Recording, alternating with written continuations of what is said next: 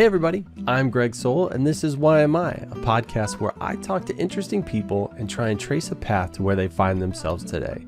My guest this go around is Marianne Apostolides. She's a longtime writer, not author, who has several interesting books. Marianne is also a deep thinker who brings philosophy into her work, where she tries to explore what her body is telling her about her desires and appetites, which is humankind's ultimate goal. Please share with a friend and help us grow. And at any rate, I hope you enjoy this conversation with Marianne.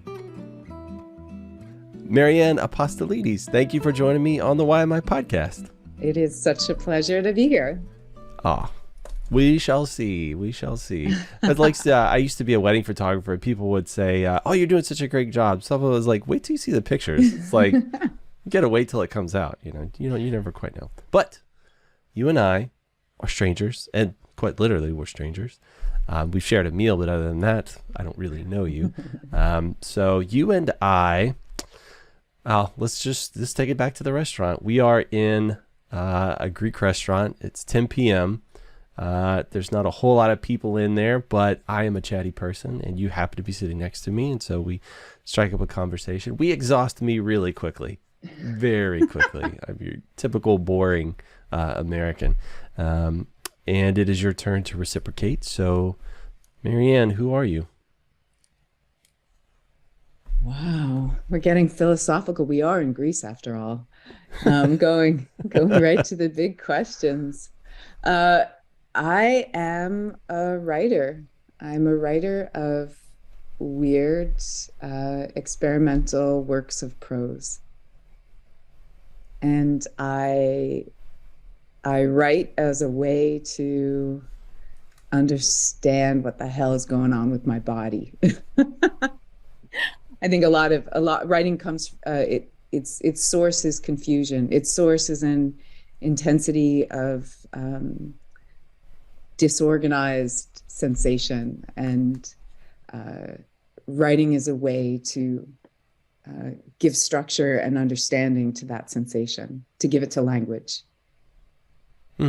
Interesting. So you're interpreting, understanding your body. What does that mean? If you're going to break it down to a second grader, what does that mean to you?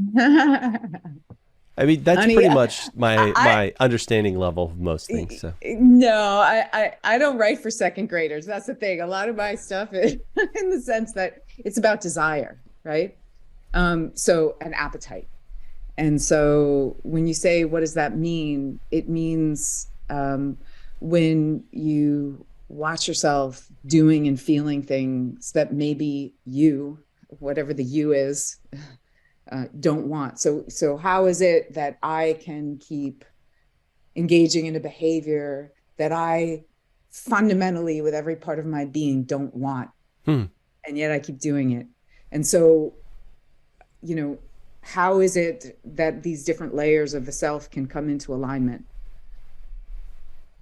So that's in my head, I think that's oftentimes why people go to therapy, is like hey, I have these behaviors, help me kind of, unfurl the threads to figure out where it's going on. But you do that through your writing. Right. Although writing is not, I've had this question so many times, is writing therapeutic? No, like absolutely not. It is awesome. It can be cathartic. Yeah. It can definitely, it always must lead to a greater sense of awareness. But it's not therapeutic. It's kind of crazy making. Crazy making. It sounds like for you, it's more a path of discovery. Yeah, I think it is for most writers. Interesting. But yeah, certainly. Yeah. I've noticed, I don't always understand my feelings necessarily, but I've learned that like journaling is a good device for me to, because it's so funny. I won't understand my feelings until I talk to myself out loud or talk to another person. Right. Yeah. And then sure. My brain will instantly piece it together, but I can't just have an inner monologue. Like for me, it has to actually come out in some form or fashion. And if I want to do it alone, like the journaling piece for me. Yeah, because it reflects it back, right? It is an observer. Yeah. And I have, You're dialoguing. it's an observer. Ah, man, that's so good. Good. So something else that struck me that I'm curious about is you started out, you said you're a writer, and I'm curious, what's the difference in your opinion of a writer versus an author? Why not say you're an author? Like I'm a published author. It's Say I'm a it's writer. interesting. You don't hear many people using that word. Perhaps because it's rooted in authority. I'm not Hmm. an authority on anything. Um, but Well, yeah. most of your books are about yourself, and you're the only authority on yourself, right? Um, yeah, but there's something, I guess, traditionally the notion of an authority is unassailable or is a possessor of truth. And I think we've sort of moved away from that. I think that's why Hmm. you don't hear many people using the word author anymore. I think that's sort of fallen out of fashion, but I haven't actually reflected on that. So I might be making that up entirely, but I think I haven't seen the word author as much, I think. Hmm. And Well, I think that might be why. I think words are important, especially when people are describing themselves, because every word has a slightly different flavor to everybody. Like Totally. to me, cilantro tastes like soap, but everybody else seems so enamored with it. Yeah. So I get it. That's like the words are powerful, especially to a person. So it makes sense. Mhm. And weird and experimental. So you said it, not me. No, I'm just kidding. I listen to, so I'm an audio person. Like this is gonna sound crazy. I hate reading, but I love hearing people read stories to me. Like I'm Cool. absolutely in love to it, which is not surprising why this is the medium I chose for my Yeah. creativity. Right? Like Well, the voice is so powerful, right? I love it. I love it. And also there's so much inflection in the way you pronounce things, or right, you can convey so much more than just words on a page. So I found the only audiobook you have out, which was Deep Salt Water, and Mhm. I got most of the way through it. I haven't completed it yet, but it is unlike any other work I have ever read before. I love your reaction to this. It's like I'm assuming you've had this reaction from many people. To me, it reads almost like a poem, like a Yeah. novelized poem. It's interesting. Yeah. Yeah. I wrote it as I thought I was writing prose poetry. And then my publisher was like, no, we're publishing it as nonfiction. I was like, oh, okay. And I think in some ways it's people's expectations of poetry are different. They're sort of up for an adventure in poetry in a way they're not when they hear nonfiction. Um, so in some ways, I think it would have been better classified as prose poetry, um, because it is asking people to let go of the conventional structures of language and the rules. I kind of I break with a lot of the rules of language, and the idea of that, there are things that those rules can't contain. There are ideas or emotions or confusions that don't abide by the constraints that rational language gives us, right? Rational is ratio based, it's mathematical, it's constraining, right? And so it's when you break that and when you go into rhythmicity, that knowledge can sort of burst beyond like cognition. Like we can know without knowing. We can know sort of beyond language through language. That's what I'm going for. That's interesting. I know something it did for me was normally my brain will read ahead and it will guess what's going to come. Mm-hmm. And it totally interrupted that pattern for me. So it really made me pay more attention, I guess, be more like present with the work, Wow, which I found to that's be interesting. so cool. I was just, Yeah. I'm not sure if that's what you were intending, but my brain couldn't necessarily guess what was coming next, so it had to not stay on autopilot, which is usually what it does when Yeah. I'm listening to a story. It's interesting because in my grant applications, which are sometimes the most creative writing a writer ever does, I'm like, let me tell you what I'm going to do for the next 36 months when I have no idea what's going to happen. But I do say that a lot of my writing it's about like destabilizing the reader. And so you can't go on autopilot.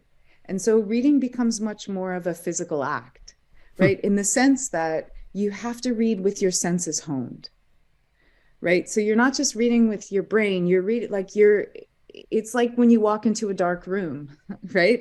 Like your eyes, your hearing, your skin, like everything has to become more acutely aware.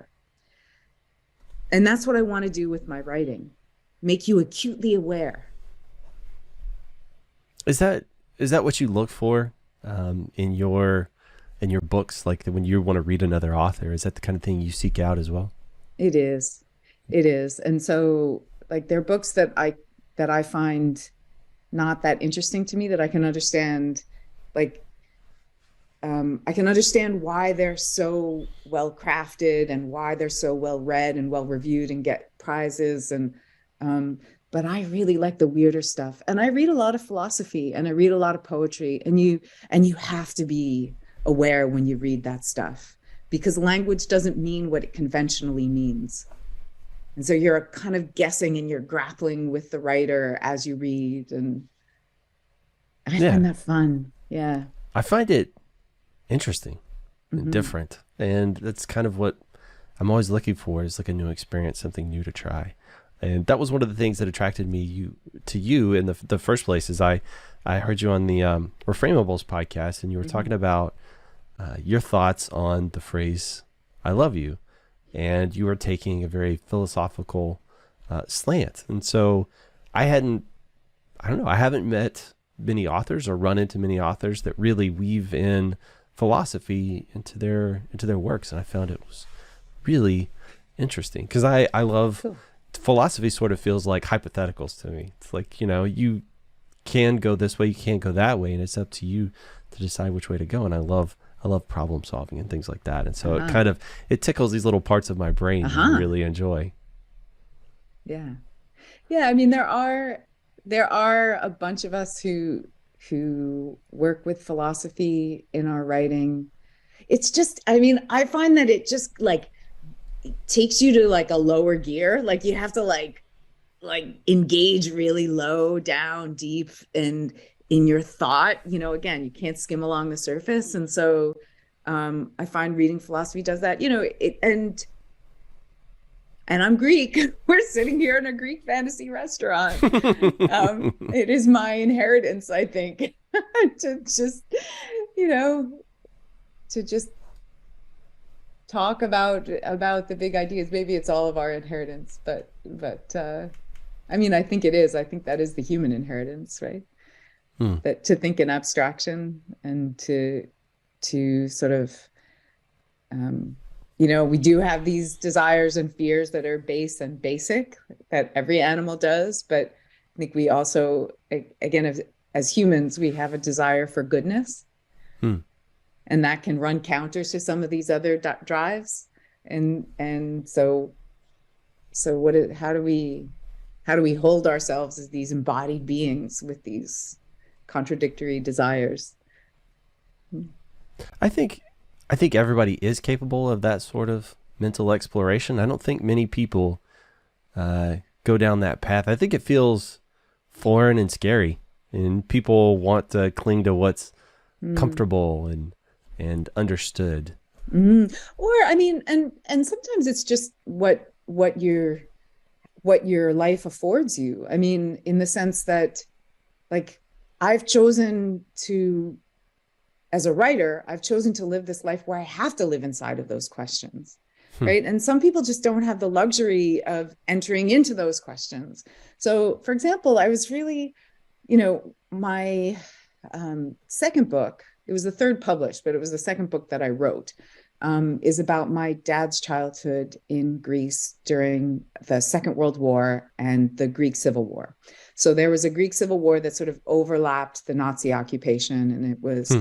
between communists and conservatives. And my grandfather was a prominent conservative, and he was targeted, abducted, and murdered by the communist rebels. And so, like, very intense. um, as my dad was a preteen when all of this was happening, and like awful, like they didn't know whether he was alive or dead. The body was never found. Someone would Mm, come and say he's alive, he's our hostage. Someone would come saying, don't believe him, we know he's dead. mm, Like just terrible. Um, and and I think that gave my father his intensity and his intensity to control the body, which is, coming back to that eating disorder thing, which I think I sort of picked up on as a kid. Um, but one of the things that was interesting is I decided I was going to write a book about my dad's childhood. I was in my 20s at the time. And I sat down with him and I interviewed him over the course of about 2 years. And and that was just when I was discovering philosophy. I never read philosophy in university. That just wasn't my thing. So in a way, I came to philosophy on my own, which is kind of interesting because I'm kind of like, there are huge gaps in my knowledge. And I'm just kind of like, let me go here. This is kind of interesting. Oh, this is boring. I don't need to read this. But what was interesting is interviewing him, it's how many philosophical questions he was coming up with just in examining his own childhood and his own reaction to the disappearance of his father, or just little incidents of interactions with other teenagers and areas where he felt he had failed as a person. He'd been cowardly, or questioning who he is as a man. Who am I as a man that I didn't confront my father's killer? Like that, that sort of questioning, have I attained to manhood? What does that, am I an honorable man, right? And framing them without the philosophical language that, I was reading Levinas at the time. So not using the words that Levinas would have used, but all of those same questions and the dynamics. And it just made me realize that in some ways, philosophical discourse is this like esoteric thing that we like fob off to universities or to people who have special inside knowledge into the jargon. And you have to have read Heidegger to understand, like you have to read Kant to understand Heidegger. And really it's like, no, we all do it. Like anytime we engage in self-reflection, it's an act of philosophical inquiry, right? And I just, it just made me realize that in some ways we do ourselves a disservice by not asking these questions more of ourselves and each other. yeah, for sure. And I don't know, maybe you surround yourself with the kind of folks that do ask those questions, but it is super rare in my experience. And so when somebody's like, it almost feels like it is just, like 1 + 1 = 2 for you. It seems like it's such a truth that like it's unmistakable. Of course you would do that. But it to me, I like for the people I meet, it seems like it's such a foreign concept. So I love that it's like part of your DNA to question those things. Yeah. A question I had in there was, you said your dad was questioning a lot of himself during that. Do you think he answered any of those questions during the course of like the interview or after you wrote the book or any of that stuff? No, and that was one of the fascinating and like not disappointing, humbling, maybe like sad, maybe is another word I could use. Sad things about that process. It was also a realization for me of what writing can and cannot do. In the sense that when I started the project, I was in my 20s, and it was this idea of I was going to like help my father come to some sort of peace with his past. It's like, no, we like me with my North American like healing, optimistic stance, and it was really like at the end of it, I think it stirred things up for him, he said. And then he put it all back away. Put it all back away, almost to the point where he sort of didn't even acknowledge that I'd spent 2 years interviewing him and years of my life reading about that history and interviewing other people and trying to understand his past. It was sort of like that whole experience he said still, like, nobody understands, nobody understands what that experience was like. And I thought, oh man, I've spent years trying to understand. I've written a book trying to understand. And then that raises questions of like, well, Marianne, is this process for you? Is this process for him? Is this process for writing? Is this process for this like abstract concept of we contribute to the ongoing exploration of self and history through language, right? Like, really, it wasn't for my dad, even though I thought that that's what it was. And in some ways, it wasn't a selfish act on my part. Maybe in some ways it was. I don't know. Writing is a tricky act. But it certainly wasn't about healing. And I thought that's what it was. Mm. It sounds like your intentions were pure. Like, to me, Yeah. you're like wanting to help and heal, but also it sounds like an opportunity for you to get closer to your father and maybe understand it better. Totally. It totally was. I mean, there are stories that came out that they just don't come up in normal conversation. They never would have. So in that way, yes. And it was also cool. We went back to Greece and he reconnected with his best friend from high school. Like, we showed up. I mean, this was, back in the late 90s, or early 2000s. So we show up in Thessaloniki. He's just had this 8-hour flight. He sits down and he's like, I should contact Nico, guy he hadn't talked to since 1949, since he got on the boat to come to America. He looks up Hadzis in the phone book, in the Thessaloniki phone book. There are like 12. And he thinks about the neighborhood where they used to live, and he chooses one. He said, oh, that's in that neighborhood. He chooses one. It was him. It was him. And he said, where are you? And my dad said, I'm in Thessaloniki. He said, don't move. I'm coming over. And in half an hour, this guy that my dad hadn't seen in over 50 years, his best friend, was sitting and they were sharing a coffee. It was unbelievable. I have never, before or since, heard my father laugh like that. Ever. It was innocent and joyful, and there was no concern. It was just joy. Yeah. It sounds like he was experiencing a time before all the pain, right? Yeah. Back to that innocence. Yeah. And what was interesting is, they did know each other through the pain. Like, they knew each other when my dad didn't know whether his dad was alive or dead for those 11 months. But actually, no, it was 13 months. But even so, I asked Nico, like, did you talk about that with my dad? Like, did he express concern or grief or sadness, whatever? He said, no. He said, and he spoke mostly in Greek and my dad translated, but this he said to me in English. He looked at me and he said, we were best friends. We were best friends and we had fun together. And what was neat is that when I asked my dad, do you have any happy memories from Greece? I'd asked him this in one of our interviews. He said, no, I have no happy memories of Greece.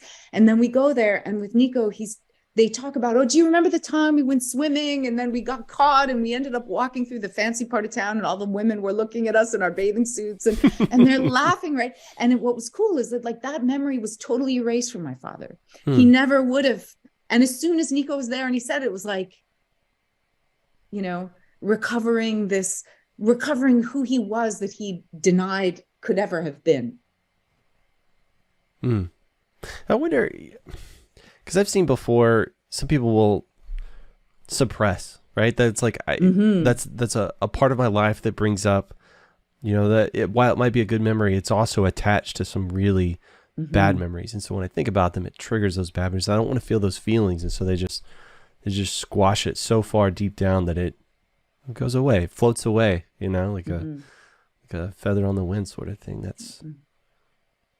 That's amazing. That's amazing. Not only that he was able to pull that back, but that you got to see it. A little glimpse into the person that was, the person that's still inside there, right? Yeah, exactly. exactly. No, it was cool.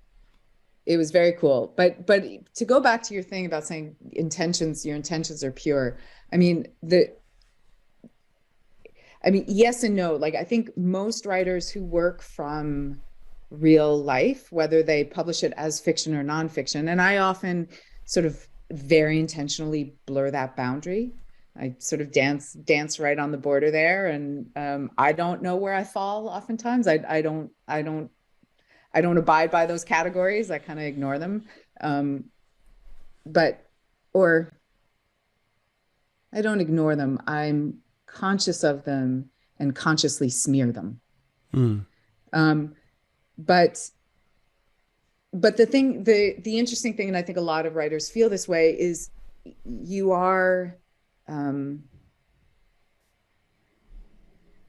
you hurt people, when you write, when they see themselves on the page, either as they believe themselves to be, or they see themselves in a scene and you may have stretched it or altered it, but they're aware of themselves reflected there. And it can feel like a betrayal. And I think as a writer, I need to you don't set it aside. That's too simple a way of thinking about it. Because you do make judgments at all times about, pull that back. That doesn't need to be said. That doesn't add to anything the reader could experience. And it's just a detail that would cause pain. But there are sometimes things that you put in there that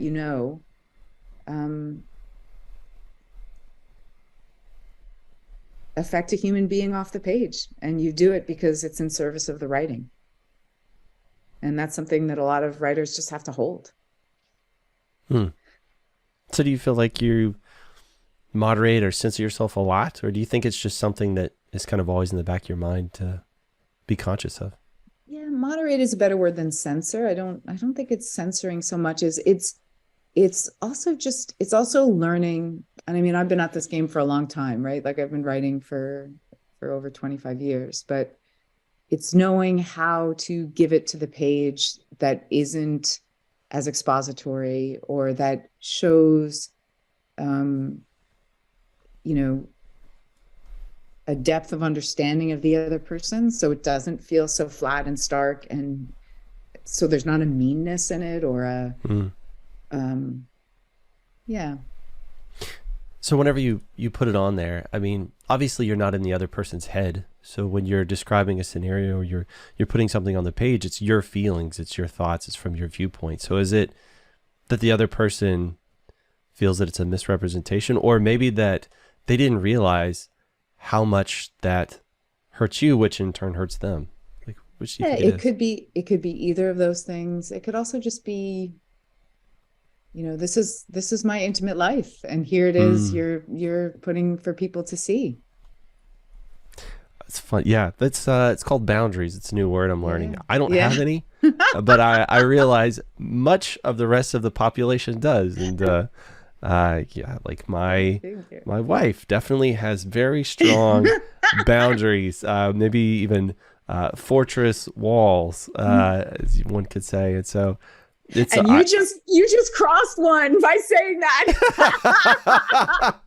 Let's put a note in here to edit that out. No, but definitely, yeah. So for me, it can be kind of a tightrope thing for me sometimes, because I genuinely have no boundaries. My brain doesn't work like a normal person in that respect. But for me, it's also been, I've learned that if I say something that's deeply personal or private, or maybe embarrassing or humiliating, it can help other people. And to me, that feels like it's worth the cost of admission, to do those things. Again, I try not to tell anybody else's story, because I've learned that it's not mine to tell. My wife has reminded me of that over time. But it still can be helpful and healing for other people. And I feel like there's so much of that that's needed in the world. It's like, who am I to pull it back? But also, who am I with my small life experiences to say it's important for the world to hear, that, my wife used the bathroom with the door open or something, I don't know, like whatever people would feel uncomfortable about, I honestly don't understand. I mean, it's funny, you use the word censor, and I sort of resisted that word because I don't feel that I do that in terms of my writing, but I do think there is a lot of self-censoring occurring in our culture right now. And I'm big on dialogue, and I am actually, I think we need to learn how to listen and hold and speak. But listening is part of speaking, right? So we need, I think less judgment around the act of speaking is good, and more effort at listening is great. For sure. It's funny, you said you're not an author because that is a person that's like a possessor of truth, and they hold something. But I think that's also an important part of talking to other people, is asking them questions and genuinely knowing that they are the expert on their life and they have this information to give you, and take it in without judgment. I think it's for sure hard to do. A lot of times we're just listening so that we can respond, right? As opposed to absorbing the material. Yeah. Or you're saying you're wrong. It's like, well, they're telling you their experience. Their experience is not wrong in terms of their understanding. Yeah, for sure. Yeah. Everybody's got a different lived experience. You said North American. You said Greek by, I guess, origin, but you said university and you're in North America. So I'm assuming you're Canadian, right? Yeah. Well, okay. So my dad is an immigrant from Greece. My mom is first generation. So her parents both came in the early 20s, 1920s. But I was born on Long Island, New York. Yeah, Long Island. You're American. I'm American. I could talk like I'm from Long Island, but I never talk like that. But I could do it. But that's somehow I didn't get the accent. I think because my parents have Greek accent, don't. Well, you certainly don't sound Greek either, so I don't know. No. But I kind of sound bland. But I moved to Toronto in 25 years ago, in the late 90s, and it was because I was going to interview. I was living out in Berkeley, broke up with the guy I was living with, decided I was going to write my next book about my dad, and I thought, okay, I'll come to Toronto and interview my grandmother. She was here. I also have a cousin here who's a crazy musician, and I'd seen her perform at a music festival and had a stoned epiphany on the beach. While the Doobie Brothers were playing in the background. It was, yes, right. That was a moment. And realized I had to leave the guy I was with and pursue my life as a writer. And so I thought, okay, I'm going to move to Toronto for a few months, interview my grandmother, be around these crazy musicians, and then see where I go. And then I ended up, falling in love, getting married, having 2 kids, getting divorced, stay. But Toronto became home. And and so I do say university. That's good. Most people don't pick up on that. And I spell, rumor with a U and behavior with a U. and my postal boxes are red instead of blue, but I don't particularly feel Canadian, and I don't think I ever particularly felt American. Maybe I just felt odd. I just felt like an oddity. But I don't really strongly identify with a place or a nation. It's funny. I think I fall into the same camp. I've lived in the U.S. my entire life. I've been down here in Texas most of it, but I don't necessarily feel particularly attached to any one thing. I've always sort of felt like an outsider looking in on everybody else, right, which is fine. What do you identify with, if not a nation? I identify as an artist. Like, I identify with people who have chosen to pursue this because it's really hard, and I think it's hard in ways that are difficult to explain. A lot of things are hard, right? But there's there's an abyss around the creative process. And sometimes, like I see my partner's, he runs a school, and it's like he's got so many tasks and things coming at him from students and teachers and administrators, and and he's trying to educate, and he's trying, and the difficulty of the writing or creative process is this like shapelessness, this boundless nothingness around you, and you have to sort of call it up and create a thing from this nothing. And nobody cares. Like, it doesn't, these books, these paintings, they don't need to exist. They don't serve a purpose, right? There's no exchange value. And so I see you have a quizzical look on your face when I said that, but they don't fit in a normal commerce, right? Like, they're not an entity in that way where it's essential but not necessary is a way of thinking about it. Like, and I think that there's, so what do I identify with? Identify with other people who've chosen to live in that way, regardless of discipline, whether it's dancer or visual artist or writer. And I associate with urban, like, I'm definitely someone who loves living in cities. And so, I feel like I have more in common maybe with someone, whether it's a US city or even, cities abroad, than I would someone who lives 2 hours outside of Toronto. Yeah. I'm definitely an urban dweller myself. Yeah. So like when I go on vacation, I like to go to big cities. I don't want to go to the beach. Sand gets in everything. Ugh, all the cracks and crevices. It's the worst, right? It's persistent. Like, it follows you home. It gets in your car and it never goes away. But I like cities. I like architecture. I love the way they make me feel.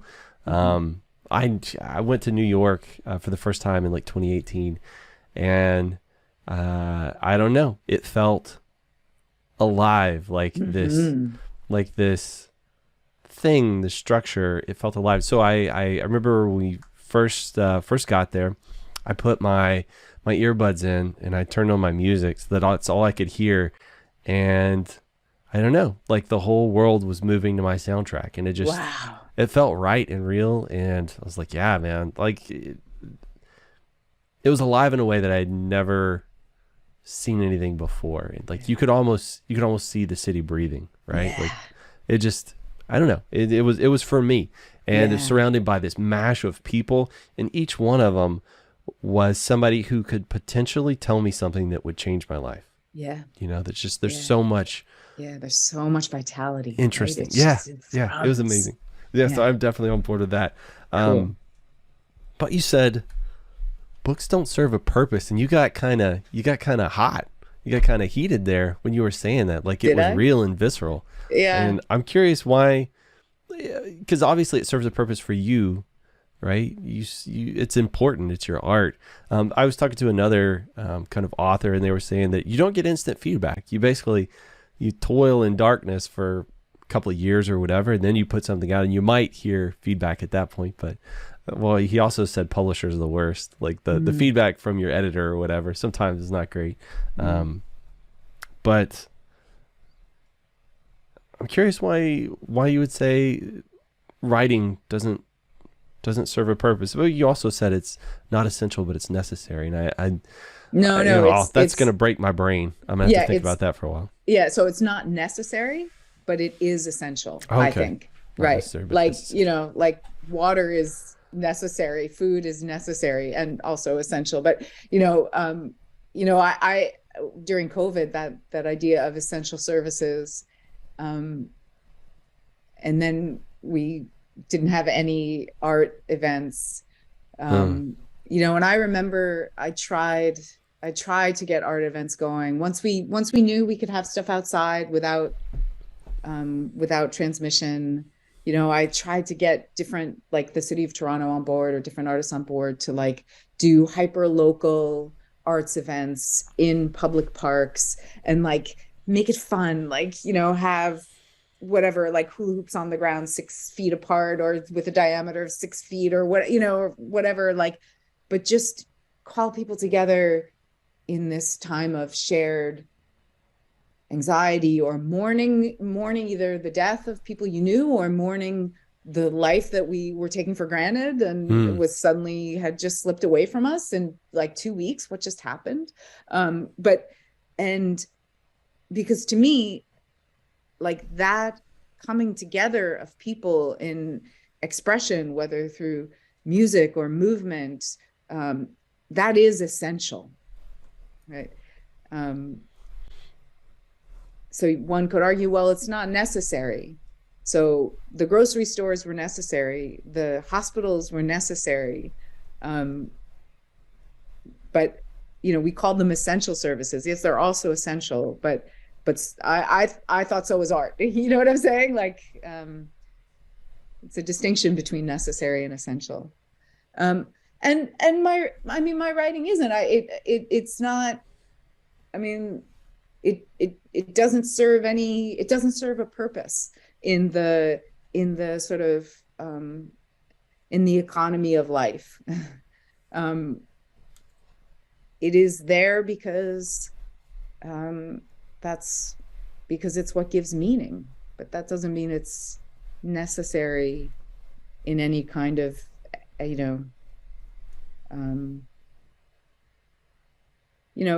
guess it depends on how you define what the hell we're here on this earth for, right? Like, the search for meaning feels rather essential to me, but it can sometimes feel like an indulgence. Like, it can sometimes feel like, well, what have I produced? How am I contributing? Like, you make certain choices. There's not a lot of, you don't earn very much. And were those the right choices to have made? And it's hard. And it's hard, I think, especially, I'm 50, right? So it's one thing when you're 25 doing it, you think you're going to make it, right? Like, you think, and you think that you're really going to have an effect on a lot of people. Like, you think you will be read, right? You will contribute to this conversation, and after doing it for a while, for 25 years, you get to the point where, I do this because this is the thing that I in my sort of finite life with, this body and this mind that will never exist again, this is where I feel like I am most partaking of that pure vitality, is when I write. And therefore that must be enough, that this is how I construct my little life. As long as I can pay my rent and, do all the things that we have to do, it doesn't need to enter the world and be validated and have value in that way, which I think when you're 25, you want, right? Or you think that is what confers meaning on your work. And you just like, you're cut down, or you realization after realization, you get to the point of, I could be doing something else, but that would be a betrayal of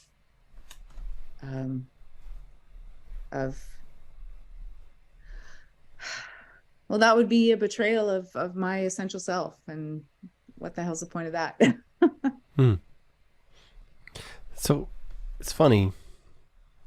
It sounds like your work is both essential and necessary for you. Mm-hmm. And it kind of feels like you're minimizing your place in the world by saying it's not. Because if it's essential and necessary for you, then why is that not important? Or as important as anything else? Because it helps you exist in this world, right? For sure, it is important, absolutely, and that's not like an act of self-flagellation or anything like that. No. It's just but it is a recognition that, I mean, in some ways, it's the distinction between art and kitsch. Like, yeah, for a long time, I was like, I don't understand what kitsch is, what, and it was like this big thing in philosophy where I like looking at kitsch and I was like, what the hell are they talking about? And it's like, kitsch has a use function. Like an object that's a kitsch object is both art, in quotes, and use, right? And it's the sugar bowl that is, like has some sort of artistic, like pastoral scene on it or something like, and my books, I don't think have any use function, and that's fine. I think that's fine. Like that's not a self-flagellation. That's more recognition that it works in a different economy. It's like the gift economy. And again, this is something that philosophers talk about. Derrida talks about this a ton. The economy of the gift. If you give a gift and you expect something back, then it's even thanks. Then that's not a gift. Mm. That's an exchange. And so I think the creation of a work of art at its best engages in the economy of the gift. You put it out and you can't need something back. You cannot need something back. Yeah, I haven't gotten there yet. I put it out. I want a review, even just to know, did I do okay? It's not even about, lift me up to some elevated status of like author here or, of like celebrated writer. It's just, is it okay? Right. So I still need that, but really ultimately the goal would be to get to the point where you don't. That's interesting philosophical idea. So I'm in the opinion there's no such thing as a selfless act. So, and to me that transfers even to kind of this gift philosophy, because if I give you a gift, even if you don't give me a thanks or anything like that, just seeing the happiness it brings you makes me happy, right? Mm-hmm. And so I derive pleasure from taking care of the people around me. I'm I'm that kind of person. Like I love doing things for people because I know it makes them happy. And so ultimately I'm feeding off, even if they don't say anything to me, just knowing that it makes them happy, like it does that for me. And I would assume everybody who creates art, I mean, they'd be like making paintings and the rest of the world is blind. Would you still make paintings? Yeah, that's a great question. I'm curious. I mean, it's not that you don't feed off it. You do feed off it, but you don't need it or expect it. It can't be part of the expectation. It can't be, but yeah, there's an energy. Oh, for sure. I mean, like that's why doing a reading, I can imagine what musicians must feel. Oh my God. Oh yeah, it's gotta be crazy. Yeah, I'm sorry. But yeah, like the difference between, putting a book in a bookstore or library, and then, I write it 2 years ago, you pick it up, you take it home, you read it, but versus like being in a room with people and reading from my work and feeling when the crowd, when you're giving a good reading, the crowd is with you, right? Like there's a silence, there's a stillness, it's like this coalescing of energy. It's really cool. And that, yeah, for sure, that's voltage, right? So I'm not saying that needs to be gone. Then you're like some ascetic, which is not a goal I've ever had. But I do think there's something clarifying about separating out the notion of the mundane economy and the economy of the gift. For me, there's something like I can understand true like spiritual or impulses in the economy of the gift versus sort of the corruption of those influences that we see so often is in the mundane economy, right? So even if we can look at that and psychologically pick it apart, I do think there's something not just useful, but something, it makes sense. Again, it brings it into alignment of certain understandings if you can think in those two terms. For sure. And it sounds like you have these concepts and you're trying to figure out where the border is between them. And it probably, like you said, it's probably smeared like you do in your work, right? Sure. It's a fuzzy line. I look at a lot of it as like the idea for me, no such thing as a selfless act, because I did something for my family and my mom said, oh, that's so selfless of you to do this. I was like, no, it's not. I was like, I take care of them because I love them and it makes me feel good to take care of them. I was like, but for me, I look at it as it's a win-win. It makes me feel good and it does something good for them. So, you know, I don't worry about it. Like to me, it's good. It's a positive on both sides. The difference would be, I mean, and I think we've all seen people like this where they do good and then there's like this like hunger for praise me, right? Yeah, you can like smell it, right? Oh, yeah. Yeah, they stink of it for sure. Yeah. So that's not, yeah. So that's not, but it's so I think those are two different things, and those are in the two different spheres, I guess, of the two different layers. Is that a characteristic in people that you find displeasurable? I'm not going to say absolutely loathe or anything like that. You know, I just find, in general, I find a lack of self-awareness really distasteful. Like I really, or not even a lack of self-awareness. I am aware of my own lack of self-awareness. Let's be Socratic. You know, but the lack of self-questioning, that really bugs me. Righteousness really bugs me. I don't even care if I think you're right. Like it's that certainty is terrifying. I heard something the other day that really rang true with me, and it said, don't let your ideas become your identity.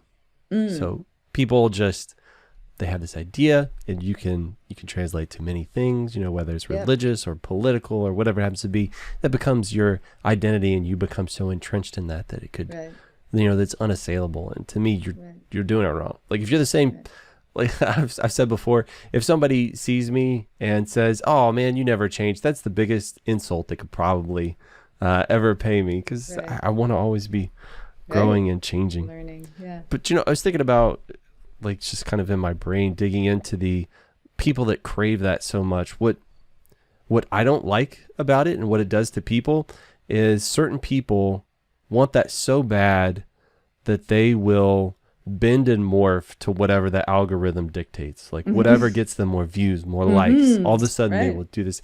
And so there's like, I mean, there's no sense of self. It's like, who even are you if you're just, if you're clay that just gets molded by whoever walks around you, and entirely, like if you're just so inflexible, you grow a backbone, have opinions, you know what I mean?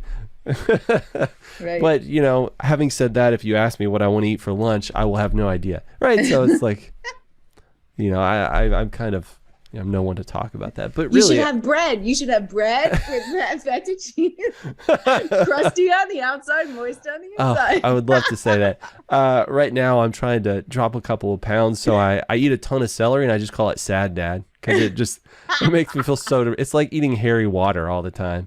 Yeah, I just need to fill my stomach right now. Anyway, I digress. It's definitely bread, but yeah, I want people to be interesting and opinionated and not just entirely malleable to the environment around them. Because also to me that says that's like, oh yeah, this is a problem for me. I don't like people that are soft and ineffectual. And that just comes back to my childhood, you know, seeing like, I don't like seeing people allow themselves to be pushed around. Like that bothers me. Like yeah, and so that kicks in this, like, I want to protect people thing, which is people, my partner always tells me, you can't save everybody. It's like, I get it. I know that. But I definitely want to. And I want people to have a sense of self and discover themselves and understand why they think and feel this way. And it's to me, it's amazing that you found a medium that helps you do that. Because not everybody gets there. No. Yeah. And you do it in such an interesting way. Like with all the hand gestures, I would have assumed you were Italian. Because, you know, Greeks, Italians. You're over here, you're over there. I'm the same. I love it. I love it. Well, you've written a bunch of books. I've also noticed that you have written some articles on climate change. So I'm assuming that's something you're really passionate about as well, right? Yeah, for sure. Yeah. I mean, how the whole world is not only talking about climate change and and how we're going to confront it, keeping our humanity intact. I mean, to me, that's the only issue we should be talking about, whether it's in terms of how we deal with migration in a way that preserves the dignity of all, and recognizing the challenges and limitations, but also like realistically, what are we going to do? You know, I worry, as I said, you know, I'm from, again, like my family's from Greece, and, you know, as you read about climate change stuff with the potential effects on Africa in terms of being able to grow food and even just to live and be outside during certain hours, and you think about waves of migration, it's like, well, how are we going to incorporate migrants such that their dignity is intact, our dignity is intact, our humanity, like how as a species, again, with this arc and desire for goodness and abstract values of justice, how are we going to deal with those very physical realities of, we don't know how we're going to feed ourselves as the climate changes. So yeah, I think that's a big one. And it's also, you know, so much of my work is, again, about appetite and desire, and how we engage in self-restraint or not, and how we engage in self-restraint without it feeling like punishment. Self-restraint is something that you arrive at over time as part of your character, that isn't about self-flagellation or restriction or sort of binding yourself, but rather is about coming from a place of strength. So anyway, appetite, and that can be for food, but that can also be for other pleasures or whatever. And all of that to me links in with how we arrived at this place with climate, of just how is it this consumption, whether it's of cheap goods that we then throw away, or food that comes from all over the place, or, you know, rather than, so I am keenly interested in those ideas without trying to be preachy or didactic about it. I'm fascinated by, and philosophers throughout time and in every culture have been fascinated by appetite, right? It's desire. Like that is the human project. That is the civilizational project, is how do we manage our appetites and our fears? I'm sorry. I'm writing that down because it is so good. Human project is appetite, how we manage it and our fears. How we manage our desires and fears. Yeah. Man, that is. So I've got a lot of asterisks. Like whenever something's really good, I'll put an asterisk by it. So Cool. it's like, so I can come back and read it and lock it in my brain. So Nice. was there a time that you remember that made you so passionate about climate change and all the adjustment, or is that something that it's just kind of always been there? No, it hasn't always been there. It's sort of vaguely, you know, it was vaguely in the background for a while. And then it was really actually when I wrote Deep Salt Water, when I wrote that book, that I started reading more about just the massive changes that were happening. And you know, I had decided a little over 20 years ago to become vegetarian. And part of that was just about, you know, that idea of lowering your footprint and that kind of thing. And I decided to go to farmers markets and eat local produce, which, you know, in Toronto is not always the easiest, right? Like by March, I'm like, I am so sick of cabbage, you know, like cabbage and beets, like, I mean, I'm good. Like I freeze tomato sauces and stuff, so I could like pull those out, and I'm like, yes. But and that idea of living smaller in terms of where my appetites take me definitely comes from the eating disorder, right? Like, how do I, you know, if food is powerful, food is powerful in this really dark way, but food can be powerful in these other ways too. So how can I adjust how I'm living to recognize how my appetites affect outside of me? And in this case, it was climate stuff. So in that way, I've been aware of climate for a long time, but it was never part of really my writing. It was central to just how I lived. But then I wrote this Deep Salt Water. And so what happened with that book is that a friend of mine who's a collage artist sent me some collages she was working on and said, would you be willing to write to these collages? And I was like, I don't know that I want to engage in a collab. I've never written like that before. And I was kind of like, I'm not really sure, but I just finished the previous book. So I was like, send them to me. Let me see what I can do. Let me see what happens. And they were, a lot of them were these images of women from like 1950s fashion magazines. And then she'd collaged on top of them ocean imagery.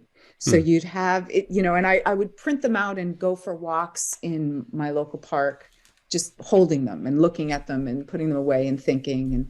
And one of them specifically I remember is this woman on her knees in a bikini, and her hands are down, and so her sort of shoulders are lifted a little bit. It's this very coquettish pose. And her bathing suit is with these like magnified orange fluorescent squid tentacles, right? Like with the suckers and it was like really grotesque, but that like ocean, that otherworldly ocean, that like gorgeous repulsiveness that the ocean has, right? And as I was walking one of those days, I was thinking about them for a while, but as I was walking, there was one day when I had this phrase in my head came to me, which was, blithe as a fish in my body. And at that moment, and suddenly I realized what was happening, which is that, oh my God, I have to write a book about an abortion that I'd had 17 years earlier, blithe as a fish in my body. And I had this whole, because initially I thought I was going to write about this woman who knew all about climate change, but was blithe about it, didn't get anxious about it. And so that's sort of, I thought I was thinking along those terms and walking and looking at her images and thinking, who would this woman be who knows about climate change, but isn't concerned about it? And then blithe as a fish in my body came in my head, and the whole thing just tumbled in a different direction. And I knew what I had to write about. And so what I decided to do, and the collage artist was like, that's awesome, do what you have to do. Don't write to my collages, write what you have to write. But maybe I could do collages to your writing, which is what ended up happening. But what I ended up doing is I kept that layering of language that sort of akin to what one does in a collage, where these sort of juxtaposing jarring images. So I would juxtapose jarring language and, sort of these non sequiturs or these leaps that make sense, but shouldn't make sense. And I kept the ocean imagery. And of course, with abortion and the room and, time and, made sense on all sorts of levels. And it was in writing that book and doing research for that book that I became just terribly aware of what's coming and the issues of climate change. Yeah. That was one of the heavier books I've read, keeping in mind the subject matter, because you would jump back and forth so abruptly sometimes that, maybe a little bit of whiplash, but I liked it because it was so different for me. It's so different than I would have been accustomed to. And I was always trying to look at it through that lens of what's the feeling she's trying to evoke here? Because it was a lot of metaphor and things like that. And it was interesting. It's, again, unlike anything I've read before. But it was also not just a story, because if you had wrote it just straight up, it would have I feel like it would have torn my heart out. and the way you moved around, there was enough mystery to it where I could maybe compartmentalize that part of my brain, because I wear my heart on my sleeve now, especially. They've learned to really like empathize with people. So I was pleasantly pleased that you did it so delicately, so that I wasn't, because I was listening to it. We were at some resale thing, and I was sitting over in the corner, and I was like, I don't want to start squalling in front of these people. Just a bunch of, it's like, because that'll happen to me sometimes if something, moves me in the right direction. It's like, this isn't the time or the place. Let's save this for somewhere else. But it was interesting. And something else I was wondering is, when you were talking about that it did change for you.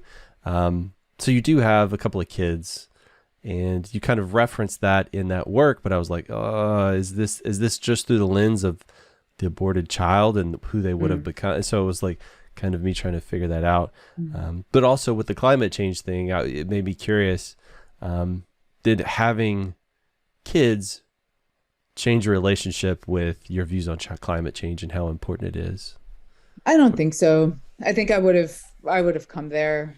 I mean, I worry for them for sure. I worry for them on all sorts of levels. So I think that's my baseline state is worry. But no, I think I would have, because it's all of us, right? Like it's, and when I think about climate change, frankly, that they'll probably be better off than people I will never meet, right? Who live elsewhere. Here in Toronto, we'll probably be okay. And so, but I do have 2 kids. Yeah.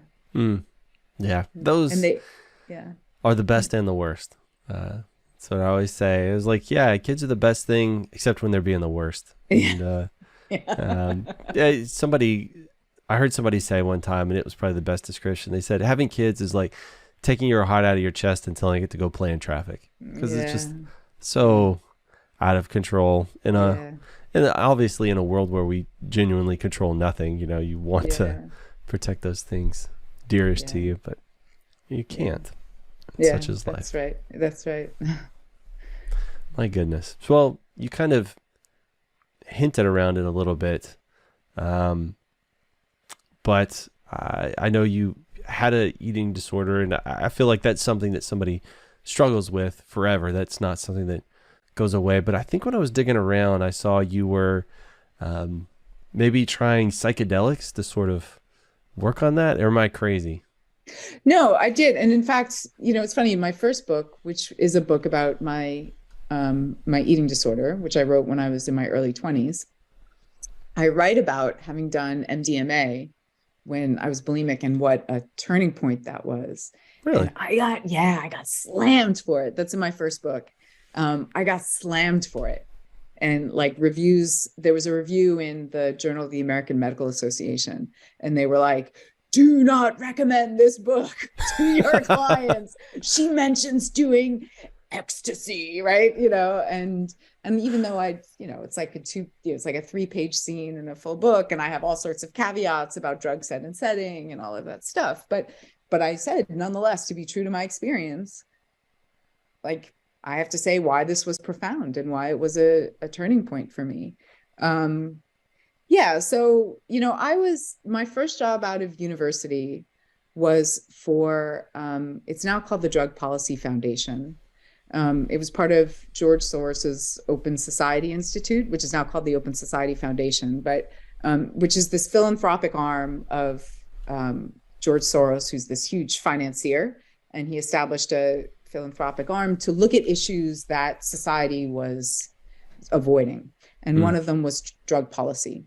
And at the point I got the job, I had never gotten drunk, let alone, done an illicit drug. Like I was so innocent. It was, I don't know how I managed. Well, I do know because of the eating disorder, right? So a big part of that was just restricting. Like I just couldn't be social. Like it was really hard for me to be around people and around booze and like, so I really sort of was quite self-sheltering. But Oh God, we're going right into it. So I had to write a senior thesis. I was a political science major, and I chose to write my senior thesis about prostitution. And my initial thesis was that prostitution was inherently the exploitation of women. And then I began to talk with women who worked in the industry and realized that no, what they're saying is what we need is legal protections, right? Like I don't need your, middle-class judgment. What I need is to be safe. And so my thesis completely shifted to be about harm reduction. And this was I wrote this in 1994, and harm reduction was talked about in the AIDS community. That concept started with drug use and drug users, and then spread to public health more generally. But it really began as a concept on the street in the 80s with people saying, oh my God, our community is dying. So we're not going to tell you to stop using drugs. What we're going to say is this virus spreads through dirty needles. So let's, as a community, come up with a system so that we get dirty needles off the street and clean needles to people who need it. So that was how harm reduction began. Anyway, I wrote about harm reduction with prostitution, not knowing anything about the drug use stuff, And then, but the reason I wrote about prostitution as a 21-year-old student was because I'd never had sex. So like my idea in my warped mind was, well, I'll learn about sex by writing about it. Like go to a party, Marianne, and just like hook up with someone, like just get it over with. It was like, no, I will write this discourse on the political implications of prostitution laws as a way to learn about sex. So anyway, I did that. And then when I graduated, I was looking around for a job, and there was a professor who left the school where I was and to join the Drug Policy Foundation, or at that point it was called the Linda Smith Center. And I applied for a job there. And even though I knew nothing about drugs or altered states of consciousness, what I knew a lot about was harm reduction. So that's how I got that job. And the very first illegal drug that I ever did was not marijuana, I did MDMA. And was like, wow, this is really, for someone who's bulimic, this is really profound. So, and now, and it's interesting, even though the Journal of the American Medical Association really slammed me for writing about that, now many of the studies with psychedelics for PTSD, whether it's psilocybin or MDMA, or now they're doing ketamine, those articles are being published in the Journal of the American Medical Association, right? And so there's this, it's just amazing to see how it's changed in 20 years, 25 years. Yeah. Yeah. Well, one, I love the idea that they take in new information and change their opinion. Yeah, right? absolutely. Well, yeah. People really need to learn to do that. It's not, you're not, some people say, oh, you're a flip flopper or whatever. It's like, no, I took in new evidence that made sense and I adjusted my opinion. I love it when people do that. But I will say that was a concerted effort. Like, Rick Doblin, who's the head of MAPS, the Multidisciplinary Association of Psychedelic Studies, he back in the 90s, he started it in the 80s, and in the 90s, like I watched him very methodically say, we need to get this on scientific footing. So this is what we're going to do. He knew where this was going, or he knew where he hoped it was going. But it's not that the medical system, field, the Journal of the American Medical Association and all the sort of establishment community just suddenly got new information and realized, oh, this is good. It was like, no, there were people very actively, slowly, methodically, step-by-step working, getting the clinical trials, like jumping through the hoops in order to get to this place. And I don't think in the 90s, I didn't see it happening because there was so much resistance to it. And it's like now it's shocking actually how fast it's coming more and more. Yeah I was reading I say reading, obviously I just absorbed through my ears I was reading some, or maybe I was listening to a podcast. I can't remember. Anyway, I absorbed some information, and they were talking about how they're not trying to push too fast. They're being very slow and methodical because they don't want to make a misstep. Because one wrong move could set them back like 40, 50 years or whatever, as far as research goes. And so, like I could definitely see the concerted effort, the thoughtfulness with which they're doing all that work, and it's helping a lot of people. I think it's awesome. But something that piqued my interest was, you said you decided you wanted to talk about you wanted to research about prostitutes. And I found in my past, especially when I was young, I used to dehumanize people by saying, hey, you're this group, right? You're criminals, you're prostitutes, you're whatever it happens to be. That once you actually got in the trenches and you started talking and meeting these humans, right? These people with these complex lives and wants and needs and desires and all that stuff, did it really kind of change your opinion on looking at people as large groups and maybe more kind of narrowing in on the individual a bit? I don't think I would have framed it quite like that. I mean, I think we all have to create categories.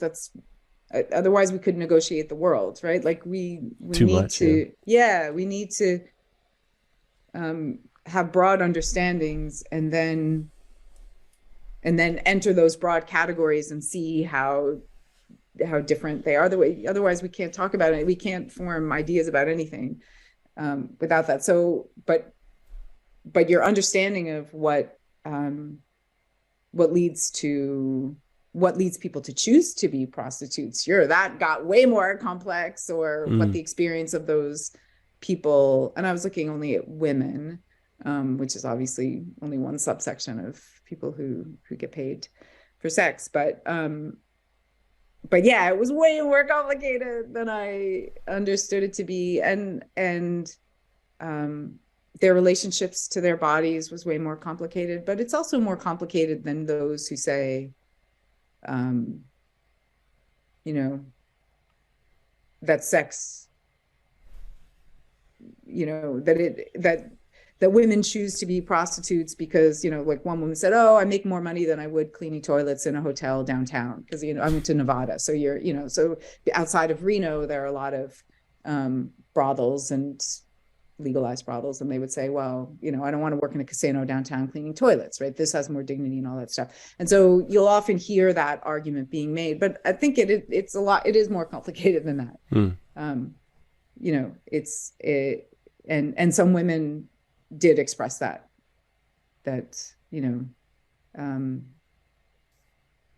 takes something from you. So for some women, not for all of them, but it was for me, who'd been so innocent in terms of my social forays, to be allowed into this very intimate space to talk with these women was, privilege. I don't know if that's the right word. They were so generous with me. And maybe they were also just like relieved that someone was asking them about their experience. I don't know. I mean, it was so many years ago now, but I'd be pretending to get into their heads. I don't know what they were thinking, but they were really generous with me, sharing sort of very deep, intimate insights into what their job was and wasn't and how it affected them. Well, I mean, most people want to be seen, right? Absolutely. Seen for who they are, but also, to me, a lot of people say, I see you, but that's oftentimes, I think people, what they really mean is I see you and I've made a judgment on you. To me, really to be seen is for you to tell me who you are and me to accept and acknowledge that back to you. And I think that's a very rare thing. So especially people that are so, I don't know, marginalized maybe, or absolutely looked down upon in the U.S. They're humans, or just othered, like everybody else. Othered for whatever reason, because those women are also othered by their clients, right? Like they're not looked down on, but they're not seen as individuals, and at that point, they can't be seen as individuals because they have to protect themselves, right? In terms of not from physical harm, but from psychological harm, right? That you know, I'm playing a role here, and you see me as the role that I am. So, but sometimes having to play that role can eat away at themselves. For some women, not for all the people I interviewed, but yeah, it was, you know, for you know, again, being a 21-year-old, it was, I mean, geez, what an experience I was to say, do you think you were ready for all of that at that point? I think as I go back and think about it, I realized that I sort of stored a lot more than I was able to process at the time. You know what I mean? But like that experience is like, holy shit, this is really rich, and I'm just gonna keep drawing from that nectar. You know, like there's a lot there. Yeah. What do you think it would be like if you revisited that and did that whole set of interviews over again? Do you think it would be entirely different, or do you think it would still feel the same? Yeah, no, it would be entirely different.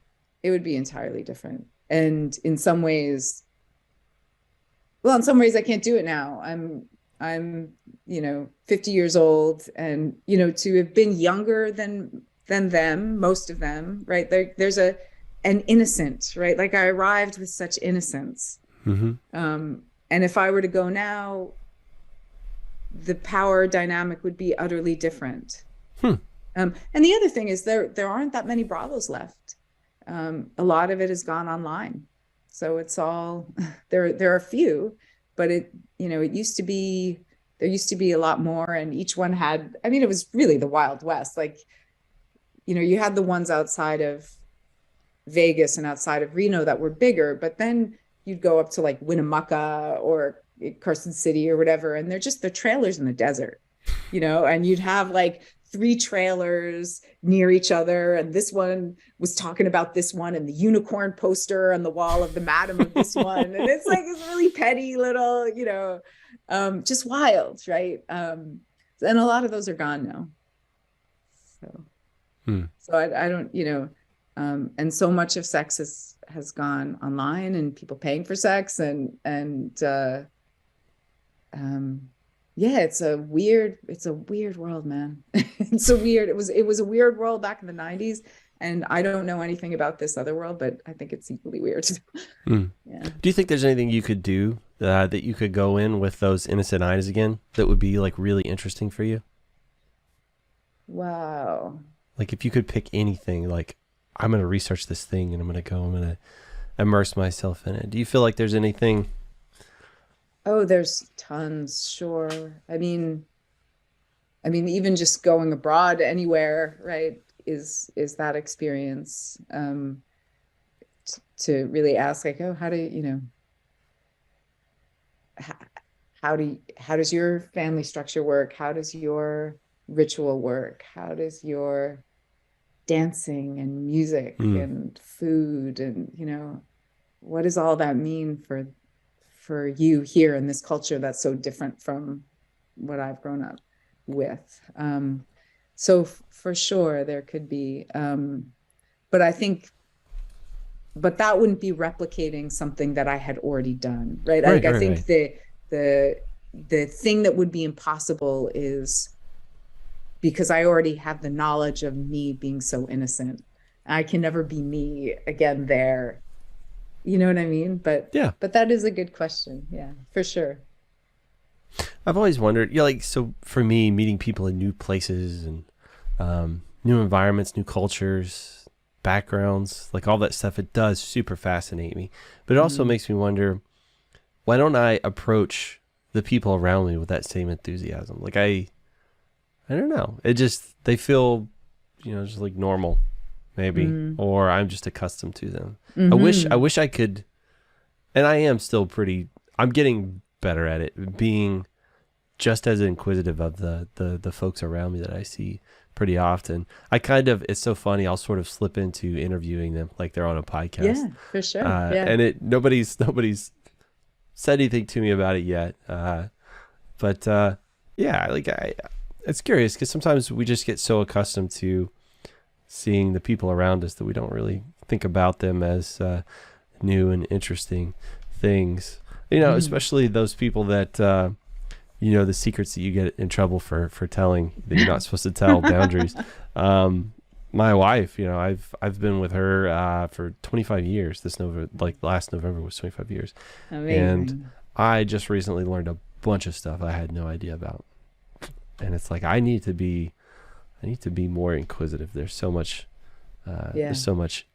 hidden richness around me that I need to tap. But it's like sometimes I think I just need to get the tools to be able to mine down to the good stuff. It's like I don't know. So I think you've got the tools. I think we've all got the tools. I think it's the tool we need is not about the mining. The tool we need is about how we prepare ourselves to receive. Right? It's not about the going and getting. It's you have to really be able to hear somebody, and there's a whole lot of space that has to be created around that. And when we're walking around our daily day, we can't. I mean, like, we have to get home to like make dinner or pick up the kids, or I have this work deadline, or you're full. You can't take in. You'd explode, right? Like, so like I can barely keep on top of my story, my list of things to do. Like, I can't take in your story right now, right? But that's interesting, that especially in relationships, right? Like how suddenly you find the beginning of a relationship, it's like everything is new and exploring, and you talk about all this deep stuff in your childhood, and then you realize like 8 months in, you're like, all we're doing is talking about like, did you buy the milk, or what I mean, or like or how was work today, or like stuff that's more of the day-to-day, the mundane, right? So yeah, I've started making a concerted effort to like take time to for me, I hate small talk. I think it's the worst. I like big talk, right? And so I try and make time for big talk whenever I can, or just slip into it whenever possible. But again, it's that I don't have boundaries. So like when I'm talking to strangers, sometimes I'll just say something crazy, and I don't know. It's either, for me, it's great with strangers because if it's good, I get a cool interaction. If it's bad, I never see this person again. So right. No great loss. Right. Oh, shoot. Well, I'll tell you what, Marianne, we are getting pretty close to time, and I try and be extremely respectful of time. You have given me way more than you probably should have. Again, boundaries. You need to develop some time boundaries, Marianne. If there are any particular ways you'd like people to, say, interact with you on the internet, or is there anything you would like them to check out, say like your books or anything like that? You have any new projects coming up? What do you want to pitch? Yeah, I mean, you can go to my website, which is, I guess you can include that in your, so, and that has information on all my different books, and it has different articles I've written, and you can just, that's where, I mean, I used to be pretty active on Instagram, but I've found that, I would go to an art gallery and be taking photos instead of like being with the art, and, right. And doing anything out now, I'll take notes in my journal about what I'm feeling, and I'll be with it, and it's a different thing. So I might go back to Instagram, but it's pretty, but I think my website is better. And there are ways to get in touch with me on the contact page if you want. Yeah. All right. We'll do website. Yeah. Cool. Well, Marianne, you were exceptionally fun, very open, very expressive. Everybody needs to see this on YouTube. Get the YouTube version, because there was 50% of this conversation was hand gestures and lyrical movement, interpretive dance, I guess. Yeah, for sure. So thank you for being open and honest and taking the time to make me a little bit wiser, a little bit smarter. I've got lots of asterisks, and I look forward to going over them again. Awesome. I love the dialogue. I love the conversation. It's a pleasure. Yeah. Totally. Right. Let me hit stop on all this stuff real quick.